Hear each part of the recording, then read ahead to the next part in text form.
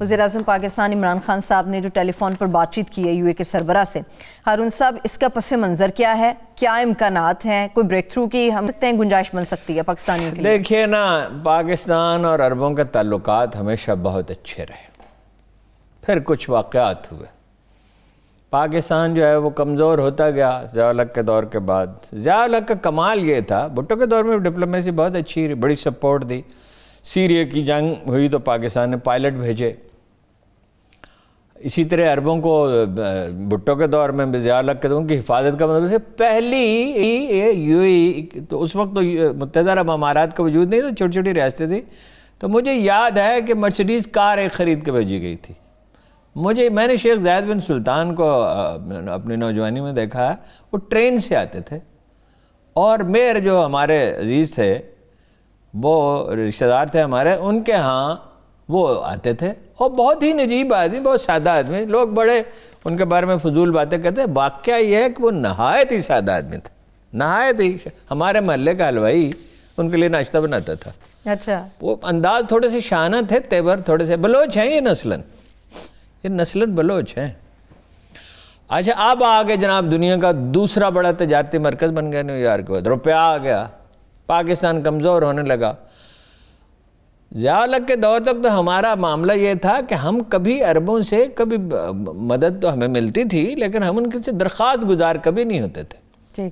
زیادہ سے زیادہ انہیں معاملے کی اطلاع دے دی جاتی، مطلب شام کے زلزلے میں $1 بلین بھیجے سعودی عرب نے، check prime minister of Pakistan کا نام تھا، وہ بھٹو صاحب جنہیں کہتے ہیں، جنہوں کبھی کوئی بددیانتی نہیں کی، وہ $1 بلین سعودیوں سے پوچھے نا کہ آپ نے دیا تھا وہ کہاں خرچ ہوا، وہ ہمارے یہاں خرچ ہی نہیں ہوا، وہ غائب ہو گیا۔ اور بھی کچھ کارنامے بھٹو صاحب نے دیے تھے، لیکن یہ صنعت کاری وغیرہ چوری چکاری چھوٹی موٹی نہیں کرتے تھے۔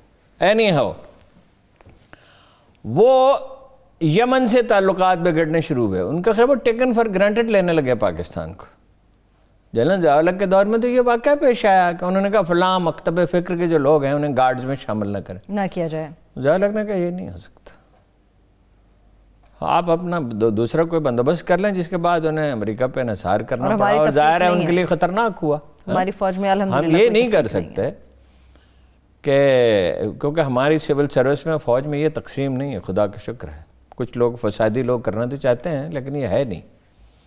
اچھا، یمن پہ انہوں نے اصرار کیا، اس پہ نواز شریف صاحب نے ایک تاریخی غلطی کا ارتکاب کیا، اس لیے کہ وہ تو اپنی ذات کے حوالے سے دیکھتے ہیں چیزوں کو، وہ بھیج نہیں سکتے تھے، فوج جاتی بھی نہیں، لڑتی بھی نہیں، سوال ہی نہیں پیدا ہوتا، تو وہ معاملہ پارلیمنٹ میں لے گئے، جس میں سعودیوں کے خلاف بڑی تقریریں ہوئیں، کیونکہ کچھ لوگ جو نہیں سمجھ قومی مصلحتوں کو نہیں سمجھتے، اور تقریروں کی کوئی ضرورت نہیں تھی، صرف سادہ بات تھی کہ ہم غیر جانبدار رہنا چاہتے ہیں، ٹھیک ہے، ہمارے قومی مفاد میں ہے، اور اصول کی بات بھی یہ ہے، اور وہ یمن کے معاملات یمن کے عوام کو طے کرنے چاہیے۔ اچھا، اس وقت آپ کو یاد ہوگا کہ امارات کے ایک وزیر نے دھمکی دی پاکستان کو، اس لیے کہ جب جو ڈیپینڈنٹ ہوتا ہے اس کو دبا کر رکھا جاتا ہے۔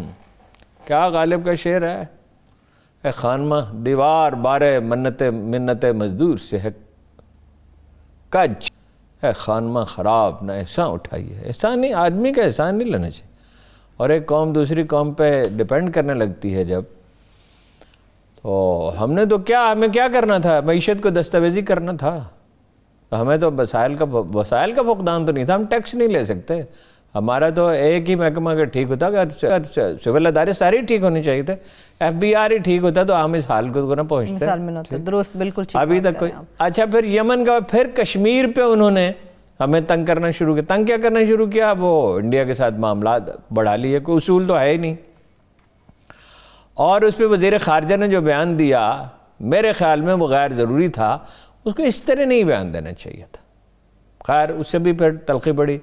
اب انہوں نے کہا جی ہمارے پیسے واپس کرو،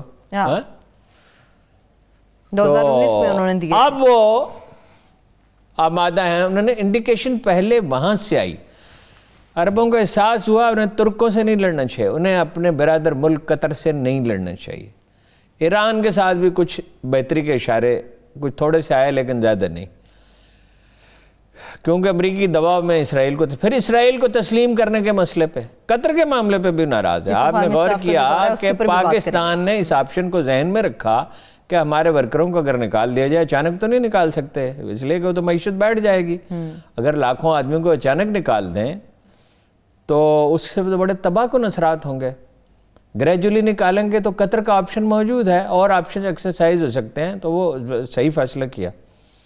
اچھا، اب انہوں نے اشارے پہلے وہاں سے آئے کہ $2 بلین جو وہ طلب کر رہے تھے وہ انہوں نے کہا کہ ہم نہیں واپس نہیں مانگتے. ٹھیک، $1 بلین تو ہم نے دے دیا چین سے قرض لے کر. نیکسٹ جو ہے وہ مارچ میں کمپلیٹ ہونا. تو آپ کو یاد ہے کہ میں نے کہا تھا کہ شاہ محمود کو کیا بھیجا؟ مجھے یاد ہے ہارون صاحب، آپ نے کہا تھا عمران خان صاحب کو خود بات کرنی چاہیے ایسے موقع پہ. درست فیصلہ کر لیا پھر اس کو؟ درست فیصلہ کیا، اور ادھر سے بھی اچھا اشارہ ملا. تو برف اب پگھلنے لگی ہے، لیکن ہمارے ویزوں پہ پابندی ہے کرونا کے بہانے سے. انڈیا میں کرونا نہیں ہے، پاکستان میں ہی ہے کرونا. ٹیسٹ یہ ہوگا اگر بریک تھرو ہوتا ہے. اب انہیں پاکستان کیا چاہتا ہے؟ پاکستان یہ چاہتا ہے معمول کے تعلقات بحال ہو جائے اور وہ غیر جانبدار رہے عربوں کی باہمی کشمکش میں بھی اور ایران کے ساتھ کشمکش میں بھی. پاکستان یہ چاہے گا کہ وہ اسلحہ خریدے یہاں سے. انہوں نے انکار کر دیا، امریکہ نے بتا دیا وہ نہیں دے گا. ہم نے ان کی افواج ٹرینڈ، پاکستان متحدہ عرب امارات کو تسلیم کرنے والا پہلا ملک تھا. ہمارے تعلقات، ہم نے ان کی ایئر لائن بنائی، ہم نے ان کے فوجیوں کی تربیت کی، ہم نے ان کی بنیادیں کھڑی کی ہارون صاحب. ہاں، تو کبھی ہم دیکھو دنیا کی مدد کرتے تھے. افریقہ میں کتنی ایئر لائنز ہم نے بنائیں، عالم عرب میں بنائیں. کتنے عرب یہاں سے تعلیم حاصل کر کے گئے. سوڈان میں تو پوری ایک کھیپ کی کھیپ تھی جو اب ریٹائر ہو چکی ہے. وہ مجھے ایک سوڈان کے وزیر نے کہا، میں 2000 میں گیا وہاں، نہیں 99 میں اکتوبر میں، تو اس نے کہا کہ یہ مڈل ایسٹ کے جو وظیفے تھے اس نے کہا ہم ہی اویل کرتے تھے، باقی عرب ملک تو آہستہ آہستہ آسودہ ہو گئے. تو وہ تو پالیسیوں کا تسلسل جاری نہ رہ سکا. ہاں، ہم ابھی اپنی یونیورسٹیوں میں عالم عرب کیا، ہماری یونیورسٹیوں کا معیار سری لنکا وغیرہ سے بہتر ہے، بعض عرب ملکوں سے بہتر ہے، بعض عرب ملکوں کا ہم سے بہتر ہو گیا. تو ہم اب بھی عربوں کو پڑھا سکتے ہیں بہت سی چیزیں، اپنے تعلیمی اداروں کو بہتر بنائیں. اینی ہو، برف اب پگھلنے لگی ہے. امید ہے کوئی بڑا بریک تھرو ہو سکتا ہے ہارون صاحب. امید ہے بتدریج بہتری آ سکتی ہے، بتدریج بہتری آ سکتی ہے، عربوں کے مفاد میں ہے. سوال یہ ہے کہ اگر پاکستان کمزور پڑتا ہے اور انڈیا بہت طاقتور ہو جاتا ہے اور امریکہ طاقتور ہو جاتا ہے تو عرب ملک خود بھی خطرے میں پڑیں گے. پھر اس کا مسئلہ ہے گوادر کا. اب یہ عجیب بات ہے، یہ کتنی چھوٹی سوچ ہے کہ ایک دکاندار کہ مٹھائی کی ایک دکان کھولی ہوئی ہے یا ایک ہوٹل ہے یا ایک ریسٹورنٹ ہے کہ بھائی کوئی دوسرا آدمی یہاں نہ آئے. بھائی ایسا بھی کبھی دنیا میں ہوتا ہے، سب کے لیے اپرچونٹیز ہوتی ہیں. گوادر کے معاملے میں آپ نے دیکھا کہ وہ بلوچ علیحدگی پسندوں کو جن کا سرپرست انڈیا تھا، جی انڈیا جن کا سرپرست تھا، انہیں پناہ دی. ظاہر ہے یا امریکہ کے خواہش تھے، انڈیا کے خواہش تھے، اور ہم نے اس پہ ہمیں خاموشی نہیں اختیار کرنی چاہیے تھی، ہمیں پرزور احتجاج کرنا چاہیے تھا. ڈر ڈر کے معاملہ نہیں ہوتا.